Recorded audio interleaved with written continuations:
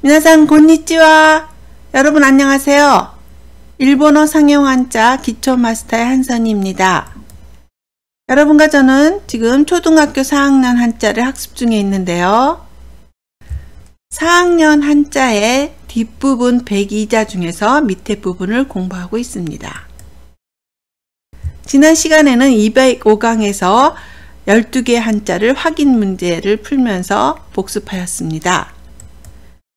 오늘은 206강입니다.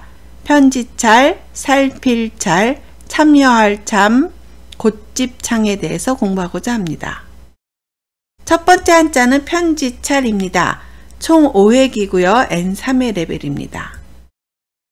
쓰는 순서를 보겠습니다. 옆으로 먼저 하나, 둘, 셋, 넷, 다섯. 편지찰자는 뜻을 나타내는 나무 목자와 음을 나타내는 찰자가 합해서 이루어진 글자로 편지나 폐, 조각, 공문서를 나타냅니다. 음독은 사츠입니다. 지폐다발이나 돈뭉치를 사츠다바라고 하고요. 개찰을 가이사츠, 개찰구를 가이사츠구찌라고 하죠. 그리고 낙찰을 라크사츠라고 합니다. 훈독은 후다라고 읽습니다. 한 개 있을 때는 후다라고 읽어서 표나 팻말을 나타내고요. 명찰이나 명패를 나타낼 땐 나후다라고 읽습니다.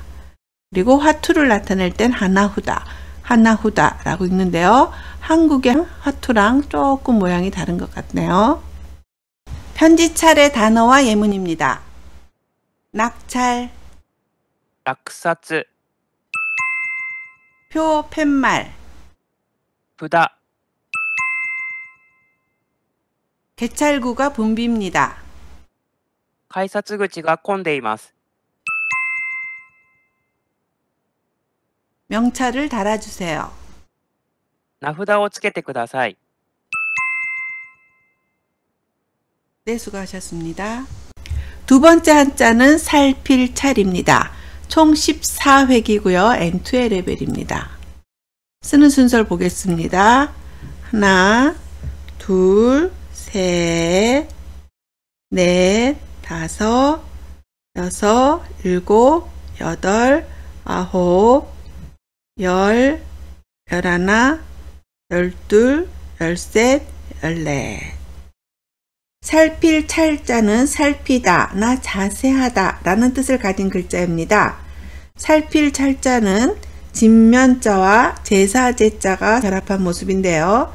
제사제자는 제단 위에 고기를 얹는 모습을 그린 것으로 제사를 지내다 라는 뜻을 갖고 있습니다. 이렇게 제사라는 뜻을 가진 제사제자에 진면자를 결합한 살필찰자는 집에서 제사를 지내는 모습을 표현한 것입니다. 조상신에게 제사를 지내는 큰 일을 치를 때는 부족함이 없어야 할 것입니다. 그래서 살필찰자는 제사를 지내기에 앞서 빠진 것이 없는지 두루 살펴본다는 의미에서 두루 살피다나 자세히 알다 라는 뜻을 갖게 되었습니다. 음독은 사츠입니다. 관찰을 간사츠라고 하고요. 경찰을 게이사츠라고 합니다. 검찰을 겐사츠라고 하고요. 진찰을 신사츠라고 합니다. 살필찰자는 음독만 있고 훈독은 없습니다. 살필찰의 단어와 예문입니다. 관찰, 観察、 경찰, 警察、 역 근처에 검찰청이 있습니다. 駅の近くに検察庁があります。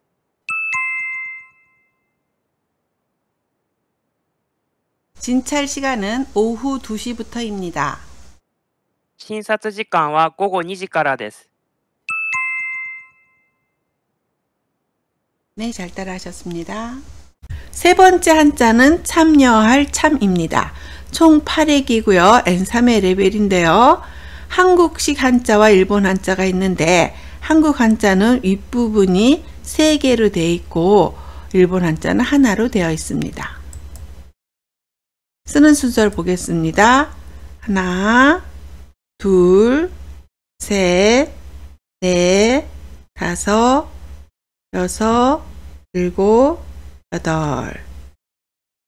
참여할 참자는 셋이나 별 이름, 관여하다 라는 뜻을 가진 글자입니다. 참여할 참자는 담쌓을 루자와 사람 인자와 터럭 삼자가 결합한 모습입니다. 담쌓을 루자는 단지 3개의 별을 표현하기 위한 것일 뿐 담쌓다와는 관계가 없습니다.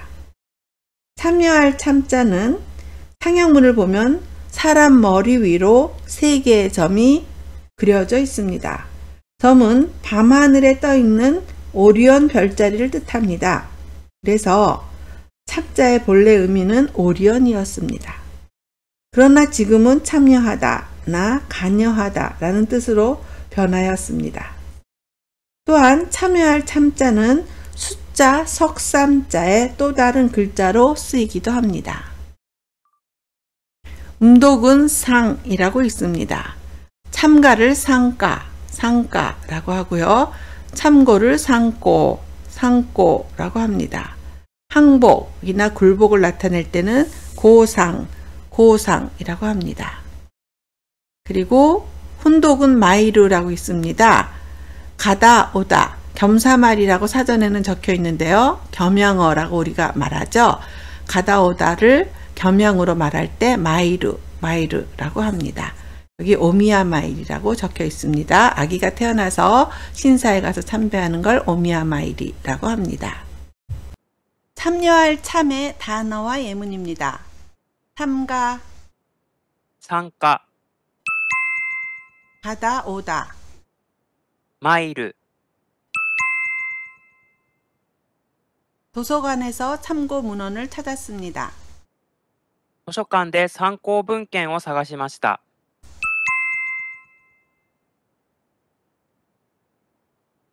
1시에 선생님 댁으로 가겠습니다. 1時に先生のお宅へ参ります。 네, 잘하셨습니다. 네 번째 한자는 곶집창입니다. 총 10획이고요. N1의 레벨입니다. 쓰는 순서를 보겠습니다. 하나, 둘, 셋, 넷, 다섯, 여섯, 일곱, 여덟, 아홉, 열. 곶집 창자는 곡간이나 창고라는 뜻을 가진 글자입니다. 곶집 창자는 사람 인자와 지게 호자와 입구자가 결합한 모습입니다. 곶집 창자는 사람 인자가 붓으로 지정되어 있지만 사람과는 아무 관계가 없습니다.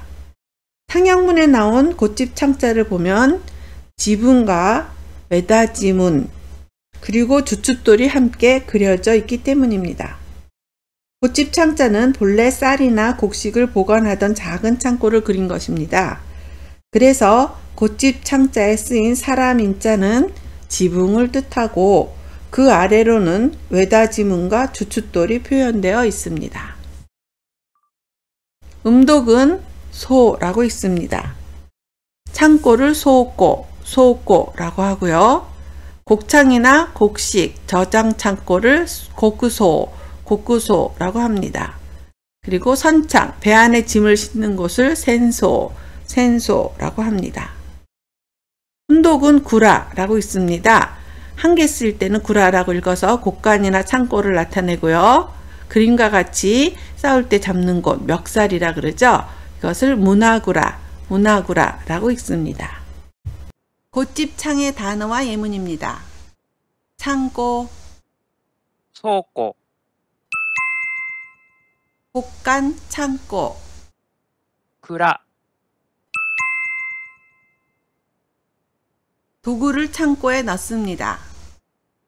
道具を倉庫にしまいます。 창고 안은 몹시 어둡습니다. 蔵の中はとても暗いです。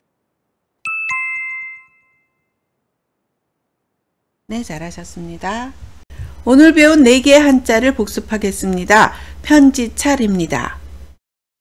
낙찰을 라크사츠라고 하고요. 한 개 있을 때는 후다라고 읽어서 표나 팻말을 뜻합니다. 두 번째 한자는 살필찰입니다. 관찰을 간사츠라고 하고요. 경찰을 게이사츠라고 합니다. 세 번째 한자는 참여할 참입니다. 참가를 상가라고 하고요. 가다 오다의 겸양어 겸사말을 마이루라고 합니다. 네 번째 한자는 곧집창입니다.